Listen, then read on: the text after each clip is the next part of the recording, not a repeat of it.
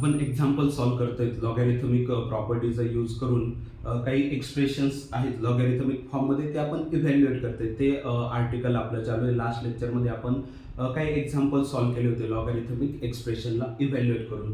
तर आजच्या लेक्चरमध्ये तेच जे आपलं आर्टिकल चालू आहे एक्झाम्पल सॉल्विंग तेच आपण कंटिन्यू करू. आजच्या लेक्चरचं जे फर्स्ट एक्झाम्पल ज्याच्यामध्ये पण आपण लॉगॅरिथमिक एक्सप्रेशन आहे आणि त्याची आपल्याला व्हॅल्यू फाइंड आउट करायची म्हणजे इव्हॅल्युएट करायचं आहे. तर आजच्या लेक्चरचं जे फर्स्ट एक्झाम्पल आहे ते फर्स्ट एक्झाम्पल असं आहे पहा, evaluate log 14 to the base 2 minus log 7 to the base 2 हे आपल्याला इव्हॅल्युएट करायचं.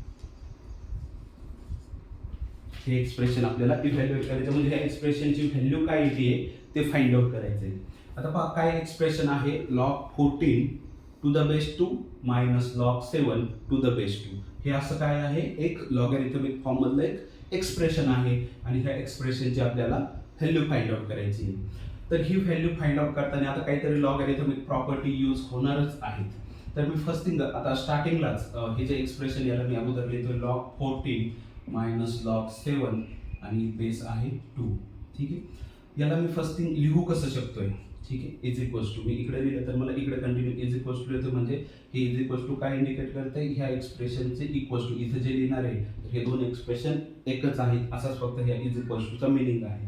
आता पहा log 14 to the base 2 minus log 7 to the base 2 असं एक्सप्रेशन आहे आणि याला काय लिहिता येईल ते मी अगोदर प्रॉपर्टी लिहितोय. पहा ही प्रॉपर्टी आपण ऑलरेडी बघितली होती, log m by n is equals to log m minus log n असतं.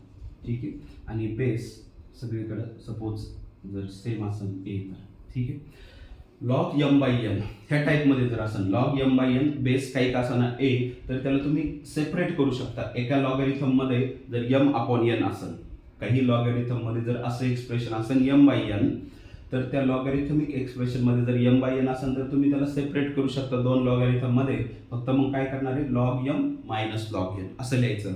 आणि कॉन्व्हर्सली जर log m minus log n असं एक्सप्रेशन जर तुमच्याकडे असेल तर तुम्ही ह्या दोन लॉगॅरिथमिक एक्सप्रेशनला एकाच लॉगॅरिथममध्ये लिहून m बाय n लिहू शकता. फक्त log m minus log n असं जर असेल दोन लॉगॅरिथमिकमध्ये मायनस साईन तर त्या दोन लॉगॅरिथमला तुम्ही एका लॉगॅरिथमिकमध्ये फॉर्ममध्ये लिहून सिम्पली m बाय n लिहायचे. तर पाहिजे लॉग 14 मायनस लॉग 7 आहे, दोन लॉगॅरिथम आहे, दोन्ही लॉगॅरिथम मध्ये निगेटिव्ह साईन आहे तर मी या दोन लॉगॅरिथमला एकच लॉगॅरिथम लिहितोय 14 बाय 7. फक्त first upon second, first number upon second number आणि टू द बेस 2 आहेच. ठीक आहे, असं दोन लॉगॅरिथमला एका आणि ही प्रॉपर्टी आहे इकडे कुठे ह्या प्रॉपर्टीचा यूज करून हे लिहिलं आहे. लॉग 14 मायनस लॉग 7 इथं log m minus log n असं जर असेल तर त्याला लॉग m बाय n आपण लिहितो. तर सिमिलरली लॉग 14 मायनस लॉग 7 याला मी काय लिहिणार, लॉग 14 अपॉन 7 आणि बेस तर 2 आहेच.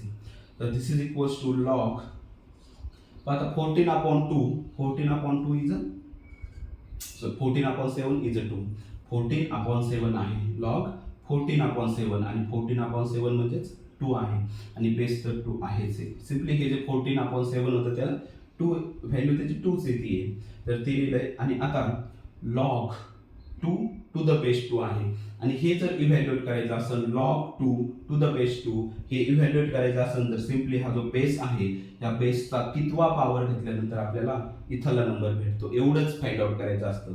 लॉग 2 टू द बेस 2 हे इव्हॅल्युएट करायचं म्हणजे हा जो बेस आहे 2 ह्या 2 चा कुठला पॉवर घेतल्यानंतर मला हा 2 भेटेल किंवा इथला नंबर भेटेल. तर 2 चा फर्स्ट पॉवर घेतल्यानंतर मला 2 भेटणार आहे म्हणजेच 2⁻1 इक्वल्स टू 2 असते. सिम्पली 2⁻1 इक्वल्स 2 असते. त्याच्या प्रॉपर्टीनुसार हा जो बेस आहे ह्या बेसचा कितवा पॉवर घेतल्यानंतर 2 भेटेल एवढंच फाइंड आउट करायचं असतं. बेसचा कुठला पॉवर घेतल्यानंतर इथला नंबर भेटतोय तर 2 चा फर्स्ट पॉवर घेतल्यानंतर 2 भेटणार आहे.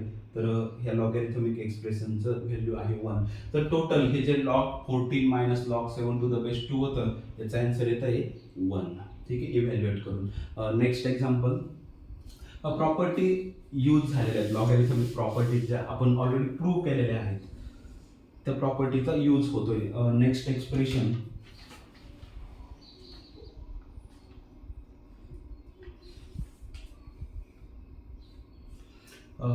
इकडचा पण पार्ट रद्द करतोय, थोडं जास्त कॅल्क्युलेशन शिकते.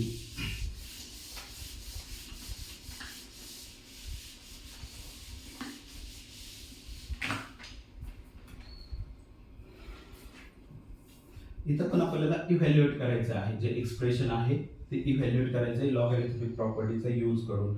आणि एक्सप्रेशन असेल पहा log 4 to the base 3 into log 81 to the base 4. ठीक आहे, असं आहे.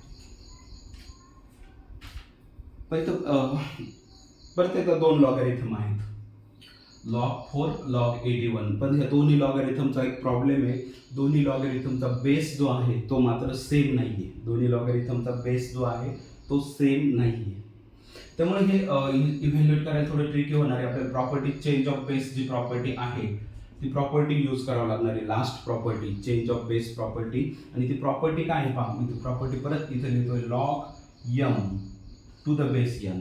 Log m to the base n असं जर असेल तर तुम्ही याला लिहू शकतात काय, log m upon log n. आणि बेस तुम्हाला जो पाहिजे तो तुम्ही लिहू शकता, log m upon log n. आणि बेस तुम्हाला जो पाहिजे तो लिहू शकताय, काहीच मॅटर नाही करते. सपोज ए लिहा, बी लिहा, सी लिहा, एनिथिंग. बेस तुम्हाला जो चेंज करायचा आहे तो चेंज करू शकताय. पण असं पाहिजे log m to the base n, log m to the base n. याला तुम्ही काय लिहू शकता, log m upon log n, log m upon log n एवढं लिहू शकता. आणि बेस काय लिहायचा आहे तो आपण लिहू शकतो. तर इथं प्रॉब्लेम तोच आहे, log 4 to the base 3 log 81 to the base 4 असं आहे. दोन्ही लॉगॅरिथम आहेत, लॉगॅरिथम, पण बेस मात्र दोन्हीचा चेंज आहे. तोच फक्त इथं प्रॉब्लेम आहे. आणि बेस चेंज असल्यामुळे आपल्याला ही चेंज ऑफ बेस प्रॉपर्टी जे ती प्रॉपर्टी यूज करावं लागणार आहे. फर्स्ट थिंग, हे जे एक्सप्रेशन आहे ते एक्सप्रेशन मी अगोदर इथं लिहितोय, लॉग 4 टू द बेस 3 आहे into log 81 to the base 4 आहे. ठीक आहे, ह्या एक्सप्रेशनला आता मला इव्हॅल्युएट करायचं आहे. आता ही प्रॉपर्टी यूज करून फर्स्ट थिंग, हे जे एक्सप्रेशन आहे log 4 to the base 3, log 4 to the base 3 याला मी लिहितो ह्या प्रॉपर्टीचा यूज करून, चेंज ऑफ बेस प्रॉपर्टी. तर लॉग 4 टू द बेस 3 आहे, याला तर मी असं लिहू शकतो, लॉग 4 अपॉन लॉग 3. आणि बेस मला जो लिहायचा आहे तो, बेसवरती माझं काही राहतच नाही, चेंज ऑफ बेस प्रॉपर्टी तेच सांगते. लॉग 4 टू द बेस 3 आहे, तर याला चेंज ऑफ बेस प्रॉपर्टीनुसार, या प्रॉपर्टीनुसार लॉग 4 लॉग अपॉन लॉग 3 तुम्ही एवढं लिहू शकताय. आणि बेस जो पाहिजे तो लिहू शकतोय. सिमिलरली इथं सुद्धा मग बेस एकच लिहिणार आहे मी सगळीकडेच, लॉग 81 टू द बेस 4 आहे, याला मी चेंज ऑफ बेस प्रॉपर्टीनुसार काय लिहिणार, लॉग 81 अपॉन लॉग 4 एवढे लिहिणार आहे. ठीक आहे, लॉग 81 अपॉन लॉग 4. आणि इथं पण बेस काही लिहायला अलाउड आहे, इथं पण बेस काही पण लिहायला अलाउड आहे. तर मी सगळीकडे एक कुठला तरी बेस फिक्स करून टाकतोय, काहीच मॅटर नाही करत. तुम्ही 2 लिहा, 3 लिहा, 4 लिहा, सगळीकडे एकच बेस लिहितोय. ठीक आहे, लॉग 4 अपॉन लॉग 3 हे इम्पॉर्टंट, ते बेस 2 केला, मग काही पण अलाउड आहे तर मी 2 लिहिला, मग इकडे पण फक्त 2 लिहितो. आता मात्र परत वेगवेगळा बेस नको, इकडे 2 लिहिला, इकडे 3 असं नको आहे, एकच बेस मी लिहून देतोय. ठीक आहे, आता तर हे सिम्पली नंबरचं कॅल्क्युलेशन राहिलं, log 4 to the base 2 upon log 3 to the base 2 into log 81 to the base 2 upon log 4 to the base 2. हे सगळे नंबर्स आहेत, नंबर्स इंटू नंबर्स हे सगळे नंबर्स आहेत. आणि आपल्याला माहिती log 4 to the base 2 log 4 to the base 2 multiplication cancel होऊन जाईल, हे दोन गोष्टी कॅन्सल होऊन जातील, एकच टर्म इथं बाकी राहील, वरती राहील लॉग 81 अपॉन लॉग 3 आणि दोन्हीचा बेस 2 आहे. ठीक आहे, लॉग 81 अपॉन लॉग 3 एवढंच बाकी राहील. इकडचा हा लॉग 4 आणि हा लॉग 4 कॅन्सल होईल, वरती काय राहील लॉग 81, खाली काय राहील लॉग 3. बेस दोन्हीचा 2च आहे. आता परत अजून एक लॉगॅरिथमची प्रॉपर्टी यूज करतोय मी,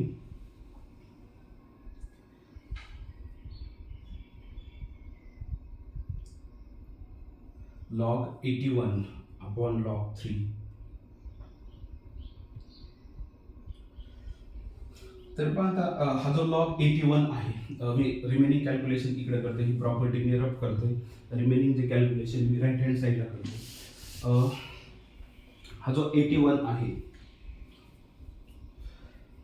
लॉग 81, तर 81 म्हणजे आपल्याला माहिती आहे 3चा 4th पॉवर आहे, तर इज इक्वल्स टू, मी कंटिन्यू करतो ही कॅल्क्युलेशन, फक्त इथं नाही करत, राईट हँड साईडला कॅल्क्युलेशन कंटिन्यू करतो. हा जो लॉग 81 आहे, लॉग 81 त्याला मी लिहितोय 3⁴ आणि बेस तर 2 आहे upon log 3 to the base 2. ठीक आहे, असं हेच स्टेप्स अपॉनला तर लॉग 3 टू द बेस 2 आहे, इथं मी काही चेंज नाही केला, फक्त लॉग 81 टू द बेस 2 आहे, त्या लॉग 81 ला ह्या जो 81 आहे ह्या 81 ला 3/4 लिहिले, कारण 3 चा 4th पॉवर 81 आहे, हा जो 81 आहे त्याला फक्त 3/4 लिहिले, एवढाच फक्त चेंज केलाय, 3 चा 4th पॉवर 81 आहे. पण आता लॉगॅरिथम मध्ये 3/4 आहे, लॉगॅरिथम मध्ये 3/4 आहे, आणि लॉगॅरिथम मध्ये जर m/n असेल तर हा जो 3 चा जो पॉवर आहे तुम्ही लॉगॅरिथमच्या बाहेर लिहू शकताय. तर मग ह्या एक्सप्रेशनला, वरच्या एक्सप्रेशनला मी काय लिहू शकतो, 4 into logarithm of 3 to the base 2 आणि खाली upon logarithm of 3 to the base 2 आहेच आहे. फक्त मी काय केलं, हा जो 4 आहे 3/4 लॉगॅरिथम मध्ये 3/4 आहे, तर जो 3 चा पॉवर आहे तर तुम्ही लॉगॅरिथमच्या बाहेर लिहू शकता. मग मी तर जो 3 चा पॉवर होता 4 तो लॉगॅरिथमच्या बाहेर लिहिला, लॉगॅरिथम मध्ये फक्त 3 टू द बेस 2 आहे. आणि आता हे सगळं सिंपल झालं, log 3 to the base 2 log 3 to the base 2 number आहे कॅन्सल होऊन जाईल, this is equals to 4 simply. ठीक आहे, log 3 to the base 2 log 3 to the base 2 cancel होऊन जाईल, आणि हे आन्सर फक्त 5 राहणार आहे, हे कॅन्सल होऊन रिमेनिंग जी टर्म येते सिम्पली 4 इंटू 1 म्हणजे 4च बाकी राहते. तर हे जे 4 आहे हे 4 काय आहे, आन्सर आहे कशाचं, तर ह्या एक्सप्रेशनचं लॉगॅरिथमिक फॉर्म मधलं एक एक्सप्रेशन होतं लॉग 4 टू द बेस 3 आणि into log 81 to the base 4. याला सिम्प्लिफाय करून change of base property use करून इथे मी परत आहे जी प्रॉपर्टी आहे ही प्रॉपर्टी परत यूज करून 2-3 प्रॉपर्टी यूज झाले, प्रत्येक एक्झाम्पलमध्ये तसं होणारच आहे, कारण हे एक्झाम्पल्सच आपण लॉगॅरिथमिक प्रॉपर्टीचा यूज करून सॉल्व्ह करतोय. एक्सप्रेशन्स आहेत त्याचे व्हॅल्यूज फाइंड आउट करायच्यात, इव्हॅल्युएट करायच्यात, त्यामुळे लॉगॅरिथमिक प्रॉपर्टी यूज होणारच आहे. So this is answer for this logarithmic expression. ठीक आहे, आजच्या लेक्चरला आपण इथं स्टॉप करू. उद्या अजून जे असे एक्झाम्पल आपण सॉल्व्ह करणार आहे ज्याच्यामध्ये व्हेरिएबल्स इन्क्लूड आहेत, व्हेरिएबल म्हणजे कुठंतरी एक्स इन्क्लूड केलं आणि त्याचे व्हॅल्यूज फाइंड आउट करायचे. ठीक आहे, आजच्या लेक्चरला आपण इथं स्टॉप करू. अजून एक्झाम्पल्स आपण सॉल्व्ह करणार आहेत लॉगॅरिथमिक प्रॉपर्टीचा यूज करून, पण अजून त्याच्यामध्ये व्हेरिएबल्स इन्क्लूड करून. ठीक आहे, ते एक्झाम्पल्स आपण नेक्स्ट लेक्चरला सॉल्व्ह करू. आजच्या पुरतं आपण इथं स्टॉप करू. ठीक आहे, थँक्यू.